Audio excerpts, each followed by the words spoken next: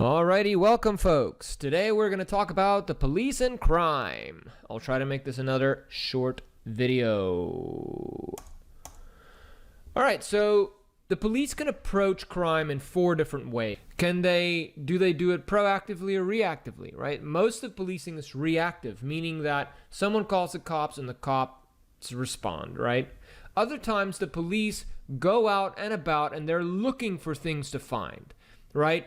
The police might know, oh, this is a spot where people speed. So a police officer might go sit there and wait for someone to drive fast. Other times, the police will have DUI checkpoints, right? So they can be proactive or reactive, but most of the time they are reactive. Another means of proactive policing is something like directed patrols or hotspots policing, where the police go to areas where they know there's a lot of crime and they spend their time there in order to prevent people from committing crime. Crime strategies can also be specific or general, right? Are they focusing on a specific location, specific type of offender, or are they just in general in an area where they're stopping crime, right? Or where they're looking for crime. So oftentimes the police will realize, okay, there's a specific problem. Maybe people are doing methamphetamine and they find there's several drug houses, and so they focus specifically on those houses. Maybe they park outside, they wait for people to come out, they look for any sort of probable cause to pull them over, and then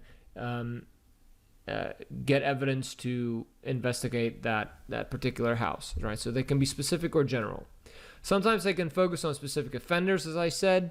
They might have suspicions about a group of people or a certain person and then try to investigate them. Then they might also focus on preventing certain types of victimizations, right? So they focus on victims of domestic violence, they focus on victims of child abuse, and they try to help them, they try to educate them, they try to make it known that there are options for them in case they fall victim to a crime. Some police agencies have what we call CPOs, or crime prevention officers. And so what they do is these officers, their main purpose is not to go and respond to crime, although they will because they're sworn officers. But what they do is that they go around, they meet with citizens, they talk to citizens, and they get to know citizens in their jurisdictions. So one CPO will be designated to a handful of neighborhoods, and they'll go walk around those neighborhoods. They'll talk with citizens. They'll educate them on services, and they'll make them aware if there's any types of victimization going around in that neighborhood. And they'll also help organize a neighborhood watch. So neighborhood watch is where citizens walk around during the day or at nighttime and they're looking out for crime, right? It helps prevent crime, because if there's a neighborhood watch in your neighborhood, you're going to be a little more apprehensive to engage in serious criminal activity. They also try to engage with the youth, especially when it comes to talking about drugs. Some of you might have seen some of these videos on YouTube or on social media where you see a police officer playing basketball with a bunch of kids or riding a skateboard. And those are likely community officers, or not community officers, crime prevention officers that are doing that. What they want to do is they want to foster a good relationship with the community. And let's think about that for a second.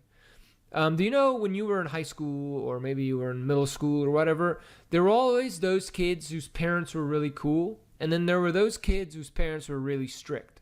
And you might be either one of those, right? And it was usually the kids with the super strict parents who would end up lying to their parents and get in trouble and stuff. But it was those kids with the cool parents, the parents who were like, look, I know you're gonna drink, just keep it cool, like don't get messed up. I know you're gonna engage in romantic behavior with your significant other. Be careful about it, right? And those kids typically turned out to be not so crazy and not getting in trouble, right? And that's because the type of relationship that the parents had with those kids helped them foster trust with each other, right? And there's actually research that shows that children with very strict parents are more likely to become liars when they're adults, right? And imagine the police, right? If they're kind of like this strict parent, we're not gonna always want to communicate with them, right? If they're unforgiving to us, right, we're gonna be afraid of them, and we're not gonna want to tell them when something is going down. But when the police establish a good, trusting relationship with us, if I can say, if the police lets me go when they see that I'm a little drunk walking home, right, I might be more likely to tell them, hey, look, that house over there, that's the problem house. If you're looking for the solution to the problem, that's that house, right? So when you establish this trust between you and the community, the police become actually more effective at fighting crime. Some of you might have watched shows like The First 48 or any sort of like investigatory show where they have detectives going to a neighborhood and where somebody was murdered, and they try to talk to the people there about if they have any leads, and it's just complete silence, right? Because there's this view that if I tell the police, they're either not going to be able to do it, or I'm going to get in trouble, right? Or I'm going to get in trouble with there's going to be some sort of retaliation, or it's just a general norm that you just don't trust the police. So when you can foster that trust with the community, the police would actually be able to be more successful at meeting the community's needs and investigating crimes. So let's talk a little bit about citizens and how they play a role in the way that the police deal with crime. Well, most of the time when the police learn about crime, it is because of citizen reports. And this can be typically some sort of bystander. We find that victims don't always report their victimizations, right? Only about half of them will report violent crimes, and then even less property crimes. Because sometimes, right, like the other day, somebody stole one of my lights. So I have these solar-powered lights out of my yard, right, and my front yard, right, and so at nighttime, they turn on and they do this RBG thing where it's like a little bit of like rainbow colors fluctuate, right? And so I have 5 of these, and they sort of light up the sidewalk for people who are walking past my house. But right when the college kids came back last September, 2 of those lights were stolen, and then I found bits and pieces of them smashed down the block. Now this irritated me. And this was a property crime committed against me, but I decided not to call the cops because I was like, what are these, like $20 lights? Am I really going to waste the cops' time about this, right? So I didn't file a report, but I do have security cameras now. Sometimes the police will learn about crime when they're just driving around, right? They see it on view, right? And other times they will initiate some sort of investigation, right? There will be something that sets off their spidey senses, and they'll begin investigating, looking into something, and they will fight crime. But what I'm trying to say here is that citizens are responsible for most of the crimes known to the police. When we look at when crime is actually reported, if the injury was serious, crime is more likely to be reported, and that makes sense, right? Like with my lights, the injury wasn't that serious, right? They just took my lights and they smashed them.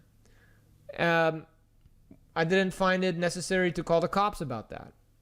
Also, if the victim is low income, it is more likely to be reported. And this is, again, why it's so important to have this these community relations, right? When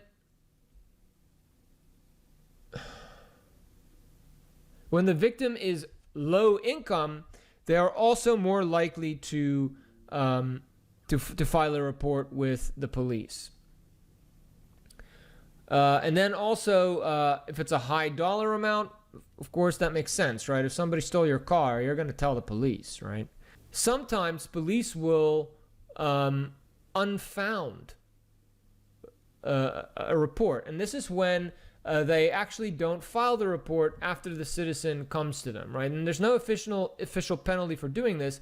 And what that means is that that the police are deciding this is not worth my time, essentially. Like, this is not worth creating an official paper trail for. What the citizen told me it might not even be a crime, right? And therefore I'm not going to file this. I'm not going to, put more strain on the database. Usually things that impact whether a police officer files a report is obviously the crime seriousness. When sometimes a citizen will insist, I want this report filed, right? And so then they'll just do it. Also, when the complainant shows deference to the officer, meaning that they're respectful to the officer might feel more inclined to serve them, right? It's sort of like when you deal with a customer service representative on the phone, when you're screaming at them right off the bat, they're gonna help you as little as they're like allowed by policy. But if you schmooze them a little bit, hey, how's it going? How's your day? Right? They might feel more likely to go above and beyond to help you. And then the same goes for police officers. It's not like a criticism of them. It's just a reality of human beings. So why do officers unfound crimes? Well, sometimes, like I said, citizens might not understand that they're reporting a crime, or that they're reporting a crime that's actually not a crime. Sometimes they might be like some of these Karens, right? They call the police on people who are just trying to have a nice barbecue, and then it turns out, oh wait, they're actually allowed to have a barbecue. Other times, somebody's just walking, doing some bird watching, and some woman strangles her dog while she calls the cop on them because she's slightly racist. Sometimes there might not be enough convincing evidence that a crime occurred, right? Remember, the police need probable cause. They need evidence that something happened, right? And so if a citizen calls them with some speculative evidence, oh, I think this might have occurred, then the police might not file that. They might unfound it. Other times, the officers might have biased views. Now, this doesn't happen often, but they might have biased views towards the victim, right? Sometimes the victims are also criminals, right? Especially your frequent flyers. Now, your frequent flyers are those offenders that the police encounter a lot, all right? So, if you've ever watched Reno 911, there's that dude on the roller skates. That's a frequent flyer. And oftentimes, frequent flyers will also suffer from some sort of mental illness, which will make the police less likely to actually, care what they're saying, because it might not even be true. It might just be they might be on drugs, they might be having some sort of psychosis, and the police might just not think that it's a serious thing, and they would just not, unfound the report. Other times, departments will go through all of their reports, in a year, and unfound some of these reports that are, that they don't think deserve to be followed up on. Like, let's say I did call the cops on my lights being destroyed. In a year, they might look at it and say, okay, well, this is not going anywhere, right? These are $20 lights. We're going to unfound this. And then what that does is it lowers the overall crime rates, because when the police count their crime rates, they look at the reports filed. Or that's at least one way that they do it. And other times, a report, a police officer files a report, they go and they investigate it, and they realize, oh wait, this was actually not as serious as it was. This doesn't need to be there, and so they will then unfound it. But for the most part, it's the seriousness of the perceived crime tends to be related with whether a police officer files or unfounds a report. Another aspect of within the context of police and crime is detective work or criminal investigations. And just like with police in general, there are lots of myths about detectives, right? The biggest myth being that detective work is like you see in the movies, right, where they're like, dealing with all this excitement. They're getting into shootouts, right? The clues are actually very intriguing. And this is predominantly just because the media creates these myths, right? Now let's think about that though, okay? Like, the media, their purpose is to entertain us, right? That's why it exists, is to entertain us. And so they're not going to do just routine investigation stories. No, they're going to do the exciting ones. They're going to want to create stories that are intriguing, right? That are mystifying, that catch our attention, that get ratings, right? And if you've ever watch an episode of Sherlock Holmes and then watch an episode of the first 48, and you'll see massive differences in the way that things go.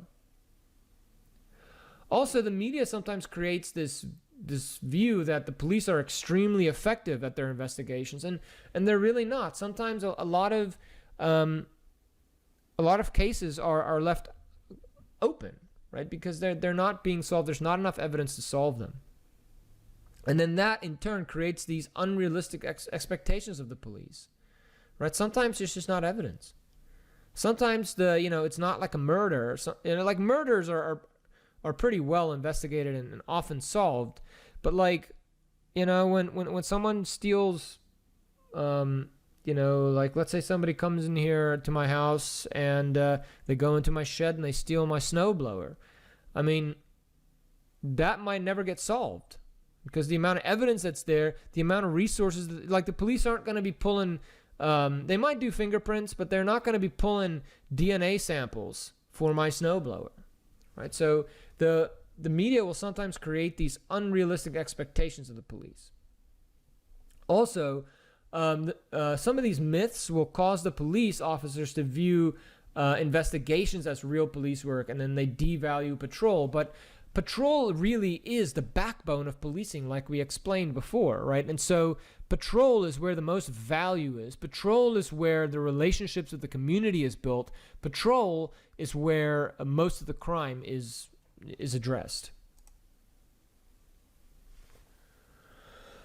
So investigations is typically what we call a special assignment or a separate assignment, and that's when you've been told, okay, you're no longer going to be on the road, you're going to be working as a detective, right? And we call that an assignment. Often, depending on the size of an agency, it can be broken up into subdivisions. So you'll have vice, you'll have adult crimes, juvenile crimes. Most of the time when new detectives come in, they'll start off in some sort of property or vice crimes, and then they'll move to adult or juvenile, and then eventually, I think homicide is like the pinnacle. About 15% of all sworn officers across the country are in investigations. The nice thing about being an investigator is you don't have to wear a uniform, right? You can work your normal 9 to 5. And you have very clear, defined measures of success, right? Did you solve a case? Was the person arrested? Whereas in patrol, it's just like, how do I measure my success? The more I pull people over, does that really mean that I'm being successful at stopping crime, right? And also there's this belief among police officers that the more proactive you are, the more likely you're going to draw complaints against you. So, how do you measure success in patrol? Whereas in investigations, it's like, okay, I had 10 open cases, I solved 8 of them. That's a good clearance rate. And like I said, not all detective assignments are the same. Homicide is completely different from property crimes and vice. It's completely different from sexual assault. And so different people have different skills in different assignments. And usually most detectives will move from one assignment to another until they sort of find their niche, or they become a sergeant and go back to patrol. So the process of investigations usually start off with a preliminary investigation. So a preliminary investigation is often done by patrol, actually. So let's say the patrol officers get a call. There's a stab victim at a 7-Eleven. They go lights and sirens. They get there, and this person is bleeding pretty badly from their stomach or their abdomen. And they get to the scene. They secure the scene. They talk to the victim, and then the victim dies in front of them.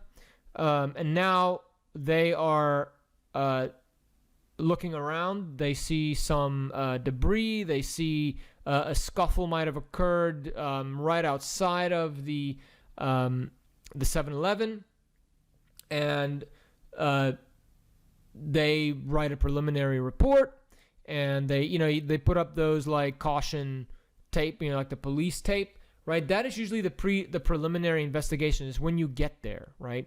That's when the crime scene is at its most pristine. And so it falls on patrol officers because they're the ones who respond to dispatched calls. One thing that's really cool now is body cameras. Body cameras offer a view of the pristine crime scene, right? I've spoken to some police officers who said, there's this one time where they showed up to a stabbing, and as the person was dying, he said, "I can't believe she did this."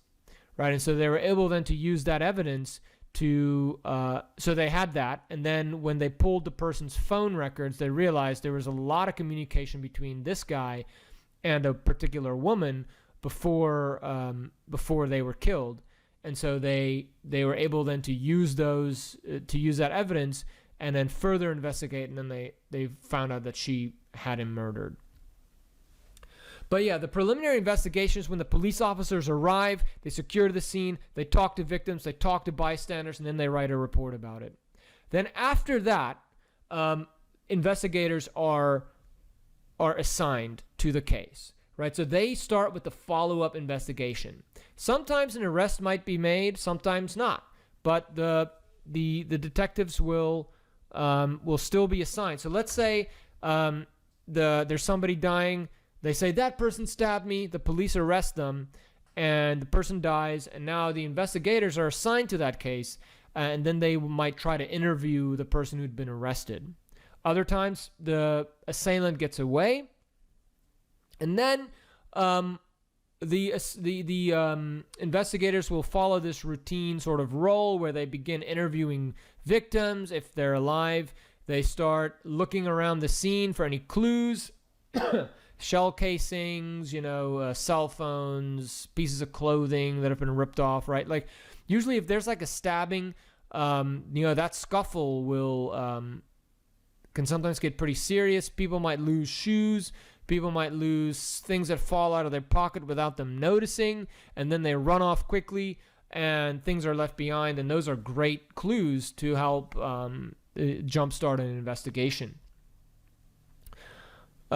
If they don't get anything there, they move into secondary activities where they start canvassing for witnesses. They start trying to find witnesses, and they'll begin discussing the case with their supervisors or their lieutenants. And then if they still have difficulty finding some leads or some clues, or they're looking for a particular person, they will address patrol officers during roll call and tell them who they're looking for. For example, one time I was doing ride-alongs at a police agency, and at roll call, an investigator came out and he said, "Hey, look, there's this person here. We are looking for them. They are involved in a lot of drug sales, and they've just been it was just reported that this guy beat his girlfriend really badly. So we're trying to find him for that as well. Here's his picture. We know based on witness interviews that he might, bystander interviews, that he might be playing basketball at this particular court in our jurisdiction on Wednesdays or whatever. And that day was like a Wednesday or whatever. And so the police started driving around this particular neighborhood, and lo and behold, they went to go play basketball and they got arrested.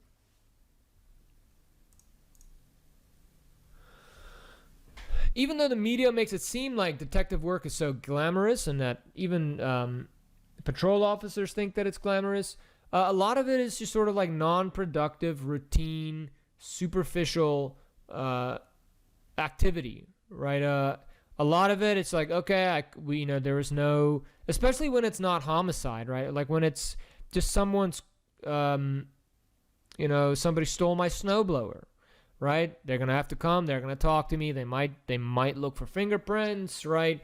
They know that will never be found at this point in time. So they just sort of go through the motions to show me that they're trying, but they know in their guts that they're never gonna find this thing. And that's very much the case with a lot of property crimes. Most of the time, cases receive a few days of attention and then they move on to something else. Something else happens, or, usually, the first 48 hours is when clues will be most prominent. And after that, they start, things start going away, right? Traces, leads, and stuff start fading away. Oftentimes, I remember this one detective I spoke to. Most of what he did was he would just review body camera footage, or he would just download phone records, and he'd be sitting there reading texts forever, trying to figure out what happened to someone. And not like most cases that come to detectives are property crimes, and those have the lead. Those are like my snowblower crimes, right? Like they don't have a lot of leads, and so it can be quite demoralizing. A homicide is different. A homicide, there's a lot of evidence out there, right? Someone bleeds. You have a body, usually, that you can deal with. Most of the time with a homicide, there are things that lead up to it. Confrontations, text messaging. Maybe they're selling drugs. Maybe they have a very well-known beef with someone, right? So those are easier to get a hold of, but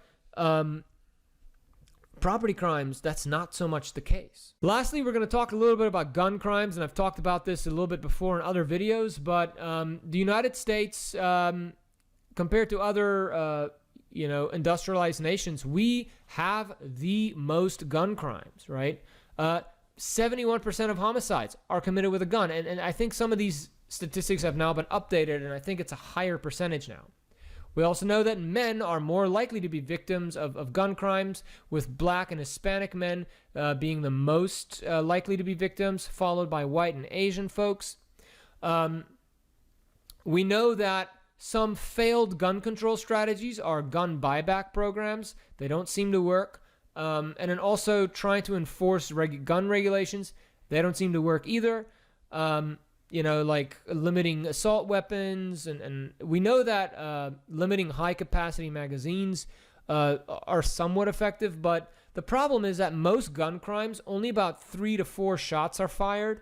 All right, so the problem is that a lot of these strategies don't work. And in America, we have this thing called the gun show loophole. And if you don't know what the gun show loophole is that there are several states, I think about half of the states, have a rule where let's say I bought a gun from a gun store, right? You go through this thing called FFL, and these folks run a background check on you. They make sure you don't have any criminal record or any problems that might prevent you from buying the gun.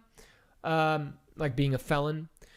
And so you go through that process, you buy the gun, and now in like about half of the states in the US, if I want to sell that gun, I can just sell it to anybody. I can say, hey, all I have to do really is just ask them, hey, do you have a criminal record? And they have to say to me no, and then I sell them that gun. And that is okay, right? In the other half of the states, you can only sell that gun to another person if you go through an FFL again. So the gun show loophole then kicks in, where when you go to a gun show, many of the people at these gun shows are private collectors of guns. So you might have a little booth at this gun show, and you might be a private collector of a gun. So in one of these states, someone can walk up to you and say, oh, hey, I really like this gun. This is your private gun. Can I buy this from you? And then they sell it to you. And they call that the gun show loophole. And there was one of these mass shootings that occurred maybe like a decade ago. The assailant bought their gun at a gun show just like that. They used the gun show loophole. And if you think about crimes, about 67% of gun crimes are committed with crimes that were bought, with guns that were bought on the secondary market, meaning a person sold it to another person instead of going through an FFL. So by closing the gun show loophole, there might be some promise in reducing gun crimes. But as I explained, the Kansas City gun experiment tended to be the most successful way of reducing gun crimes by using hotspots policing and directed patrols. And you can look up this, you can watch the other video where I discuss it, but essentially what they did was they went into a high gun crime area. Whenever they pulled someone over for any reason and they found the gun, they would confiscate it for a while. They would confiscate the guns, and then that way it started deterring people from driving around with guns. And then when you don't have a gun on you and you get into a conflict, you're less likely to use that gun, and then as a consequence, gun crimes dropped. Alrighty, folks, we're almost done with this class. Chill vibes.